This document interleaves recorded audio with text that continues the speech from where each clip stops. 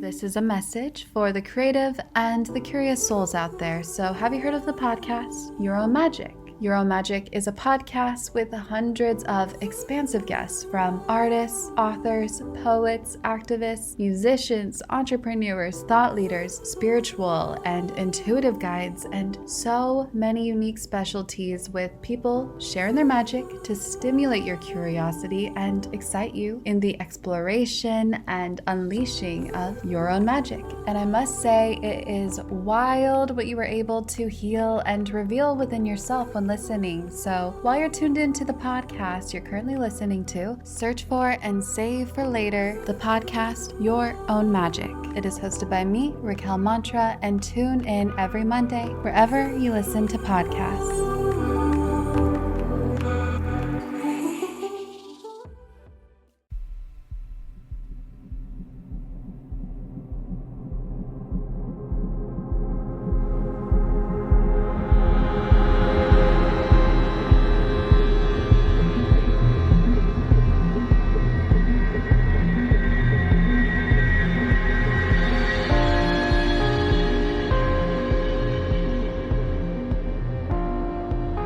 Hello and welcome to mini episode 221 of Real Life Ghost Stories, and I have two spooky stories for you today, and the last story comes from October the 14th, 2022. And if you're thinking, hang on a second, I'm sure we were further on in the dates than that, then you would be right and also very astute. Basically, I skipped episode 219 without realising, so we had to go back in time a little bit. So story number one comes from Donn. I was around 22 when the first incident came. I was sleeping and was in a very intense dream. I had a friend that was into drugs really bad and wasn't going to quit using anytime soon. There, in my dream, I was at a funeral. When it came to pay my respects to the dead and the family, I recognised the person in the coffin. It was my friend. Bob was in the coffin looking skinny, sucked up, almost like he was a skeleton with skin. My boyfriend at the time was freaking out because he couldn't wake me. His daughter tried as well. I was screaming and crying uncontrollably and sweating. When they finally woke me up, I couldn't control my emotions at all. I just had to get to the phone and call my friend and see if he was okay. This was all at around 3 a.m. I dialed the number to Bob and it started to ring. I knew he was awake and most likely at home. He was always awake. I waited what seemed like 10 minutes before his answering machine clicked on so I could leave him a message to call me immediately. After about an hour, I finally calmed down enough to tell my boyfriend what my dream was. He was shocked. And he thought I was crazy. I didn't care. I just needed to hear my friend's voice and to make sure that he was okay. The phone rang. I quickly picked it up and said, "Bob, is that you?" He was shook a bit from the urgency in my message. He said my voice was a wreck and I was sounding deranged. I told him about my dream and he remained silent. I told him to say something, and all he could say was, "I would have to call you tomorrow. Thank you for the phone call and know that I am okay." Then just like that, he hung up the phone. The next morning, Bob called me and told me that he had quit the drugs and went to church that morning with his mother and his brother. I was so happy about this. It was what I needed to hear and I felt so much better. We got off the phone and I was feeling much better, thinking that maybe I had helped him to stop or at least opened his eyes a little, that if he kept going that way he would end up dead. The doorbell rang. I opened my door and saw a friend of mine and my boyfriend's. I saw the look on her face and just started crying and asked what happened. She said her sister Joy had passed away. She too was on drugs, but was also very ill with some disease that has gone from my mind at this time, and she outlived the doctor's timelines by years. I just broke at this point, and my boyfriend looked at me and couldn't believe it. My dream was real. He knew it right then. I thought that I was in some weird world at that moment. I wasn't sure what was going on. I just said, "I got the wrong one." I didn't see Joy's face. I saw Bob's. It was in the springtime when this took place. It was raining, and this day I woke up on hyper alert mode. I was really sensitive this morning. I told my boyfriend that he needed to wait 30 minutes before he left for work because something bad was going to happen. He stood there looking at me like a deer in headlights.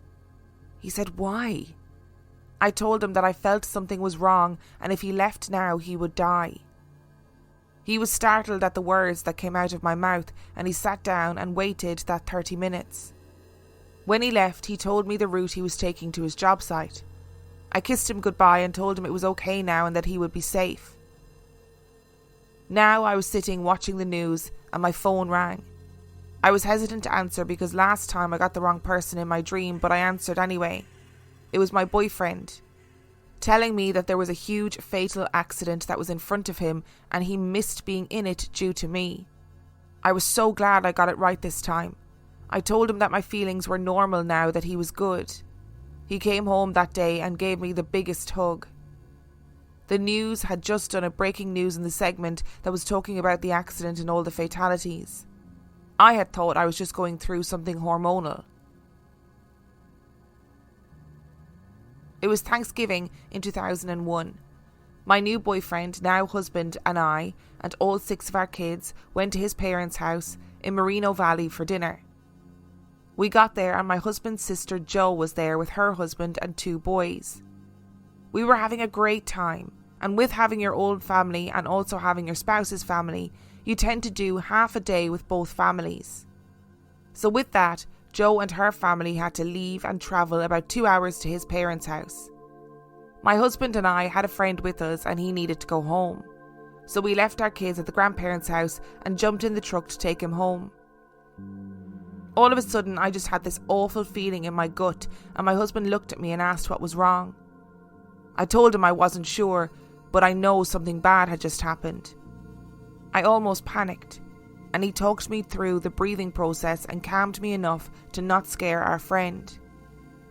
As soon as we said our goodbyes, I looked and told my husband to hurry back to his parents' house. I had told him about my encounters with my feelings, so I knew I wasn't messing around. We pulled into the driveway at his parents' house and my oldest daughter came running out of the house first, screaming and crying. My husband and I stared at each other and he tells me, "Do not mention this to my mom, ever." Then all the kids started to pour out of the house. By this time we both knew something really bad had happened. We went in and talked to his dad and he said Jo and her family were just in a horrific car accident with a drunk driver. Jo's husband had been driving, and when they got hit by the drunk driver, things went terribly wrong. The control of the vehicle was no longer and they were thrown out and one of the kids went through the windshield with their dad. They were life-flighted to 2 separate hospitals. We went to where Jo and the oldest boy went. We found out that Jo's neck was broken and that the doctors couldn't understand how she survived. Her neck was hanging on by a thread. Her eldest boy also had a broken neck along with a broken arm. The feelings I had in this particular hospital were gut-wrenching to say the least. I had seen many shadows and felt the feeling of dread. I know it sounds weird, but I felt so much in that hospital. I felt exhausted as soon as we left and went to the other hospital. The dad had 2 broken arms and a bunch of bumps and bruises, otherwise pretty okay for what happened to them. The youngest boy about severed his arm in the accident. He got hundreds of stitches. But I never felt anything like I did at the other hospital, thankfully. My husband and I talk about it every once in a while. We laugh at it, and then chalk it up to me having a unique gift from God. I don't get many of these feelings as much anymore. I see a lot of shadows, especially at work. Oh, holy moly. Donn, if I was your wife, I think every time I was leaving the house, I'd be like, "How you feeling? You okay? All good? Yeah, okay, I can leave the house, cool." What an amazing gift. And I think with the amount of people that send in stories that are similar to this, stories of people who have terrible feelings about something and then something happens, or stories of people who sense that somebody belonging to them is hurt, I just think there's something in it, you know. Now, Donn, I'm going to say something and I just want to assure you that I'm not comparing you to an animal. In the animal community, dogs, for example, dogs that are trained to detect seizures, dogs that are trained to detect people having PTSD episodes or flashbacks. They detect the most teeny, tiny, minuscule changes in that person or even in the environment. Animals will behave differently when there's going to be a natural disaster, for example. So living beings that aren't human clearly have the ability to sense these teeny tiny changes in the atmosphere prior to a big event. Is it possible that some humans also possess something similar? That they can sense that something is going to happen before it happens, or they can sense that something is happening as it's happening because of changes in the environment, etc. Again, I might be sitting here with my microscope out, with my lab coat on, but I'm no scientist. I'm only masquerading as a scientist. So, as fellow paranormal scientists, you can extrapolate from that whatever you will. I can tell you though that I would be using Donn as a barometer for everything. For every person, I'd nearly be carrying you into a room in front of me like a human shield. Being like, right, sense the room. Everybody okay in here? Everything okay in here? Right, yeah, we're good to go. Today's episode is sponsored by HelloFresh.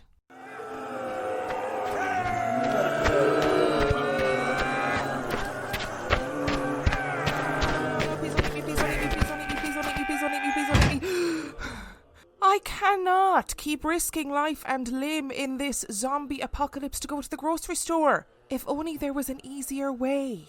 Wait, what's this conveniently placed leaflet?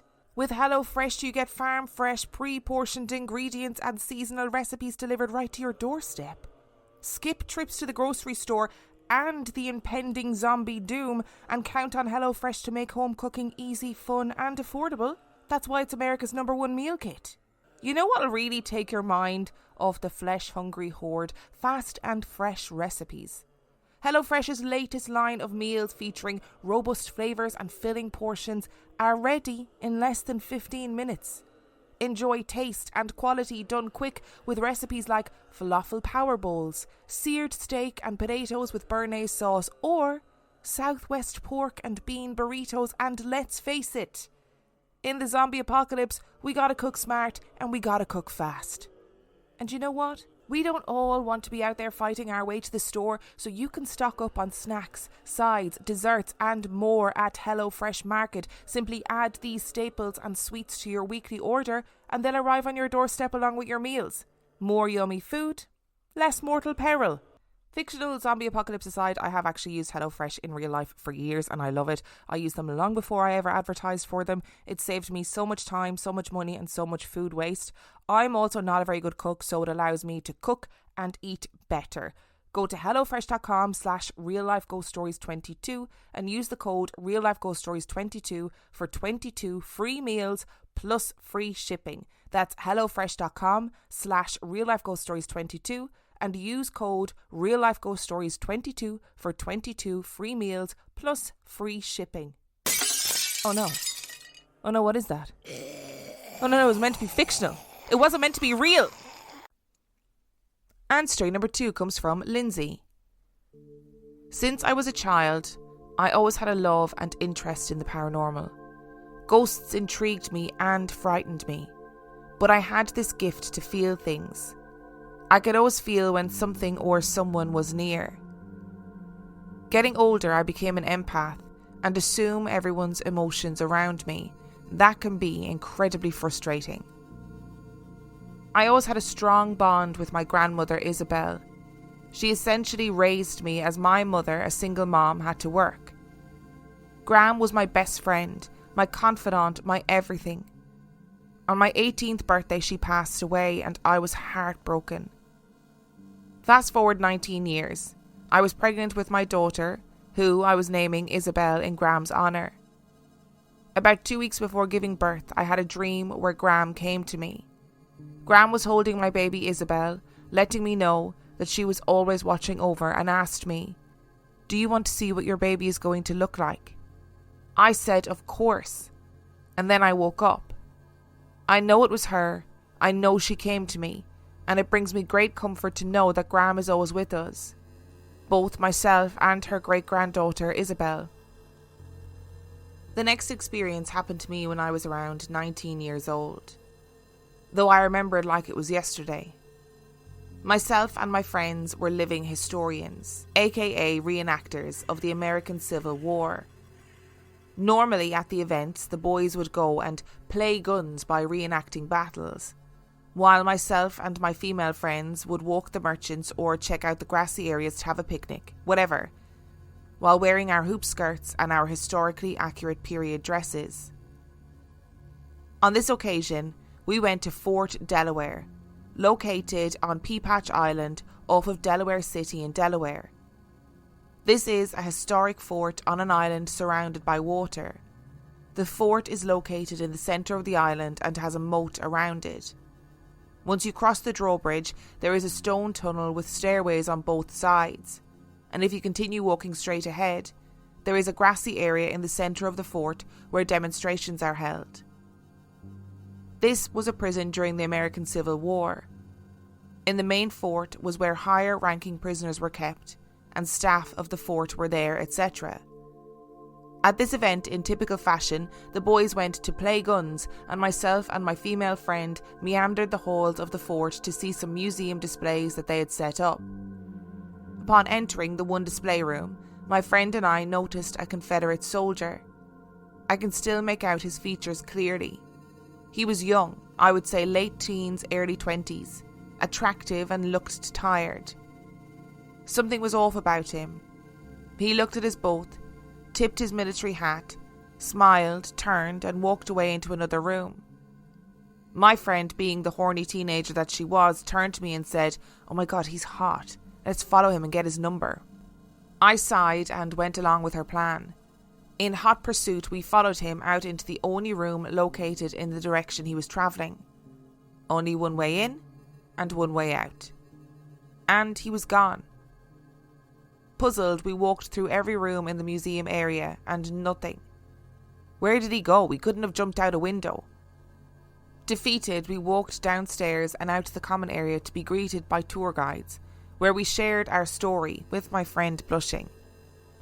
And they snickered and said, "Oh, you met our resident ghost. Don't take it personally, he's just really friendly."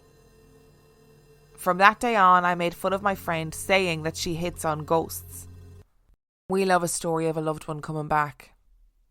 Oh, it's so lovely to think that they are still looking out for us in the afterlife, whatever that might mean, and that they have the power to come back every so often and say, "Hey, I'm still here. I'm going to be looking after you. I'm going to be looking after your daughter. I'm really proud of you," whatever it is, and that it gives people closure. I think it's so lovely and so important. And I don't really think it's important, what you believe in religiously, whether you believe in, what religion you subscribe to, whether you don't subscribe to a religion, whether, whatever it is. I think if you can take comfort in these dreams about loved ones coming back, I think that's really important. I have never been to a reenactment event in my life. Never, never, never. I think they're really fascinating. I think they're quite a big thing here in England too. I don't think there's something that is done in Ireland. As far as I know, I don't think there's something that is done in Ireland at all. And I just think they are fascinating. And again, at the risk of sounding like a paranormal investigator on TV, which I'm sounding more and more like every single week, I realise, is it possible that people reenacting being dressed up in that period dress, etc., etc., bit of trigger objects for spirits or energies to come through? I cannot believe I just said that sentence. Can't believe I just said that sentence. I sound like Zach Bagans. And at least that ghost soldier knows that he's hot in the afterlife. That's always something, Let me tell you, there is a very dodgy self-published Amazon novel about a love story between a ghost soldier and a woman to be written here. Lindsay, get writing, please. Thank you so much for tuning into today's episode. Thank you to Donn and Lindsay for sending in your stories. Remember, the last story came from October the 14th, 2022. And if you would like to send in your story, you can email it to reallifeghoststoriespodcast@gmail.com. You can also check out the website reallifeghoststoriespodcast.com. And if you are desperate for some extra content, you can sign up to Patreon. That is patreon.com/reallifeghoststories, where for $5 a month or $2 a month, you get access to heaps of extra content, as well as every single main and mini episode completely ad-free. And on that note, I shall see you next time.